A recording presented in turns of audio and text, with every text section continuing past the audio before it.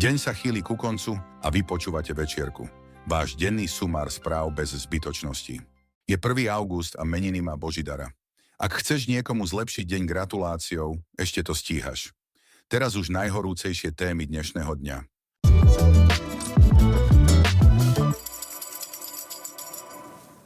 Pašeráci na východnej hranici Európskej únie čoraz častejšie využívajú jednoduché meteorologické balóny na prepravu lacných bieloruských cigariet do krajín únie. Pričom tento nenápadný a lacný spôsob nielen obchádza moderné hraničné systémy, ale predstavuje aj vážne riziko pre civilné letectvo.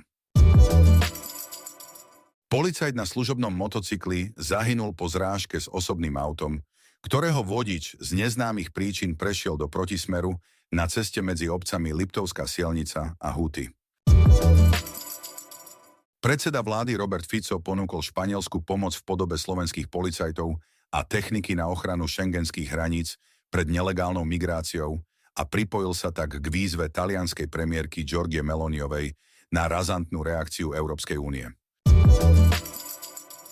Podľa najnovšieho globálneho prieskumu poisťovne Allianz sa financie a zdravie stali najväčšími obavami ľudí, pričom takmer tretina opýtaných má problém pokryť čo i len základné životné náklady a len 5% sa považuje za skutočne finančne zabezpečených. 7 kandidáti na primátora Bratislavy predstavili svoje vízie pre budúcnosť mesta, pričom väčšina z nich sa zhoduje na potrebe zlepšenia dopravnej infraštruktúry.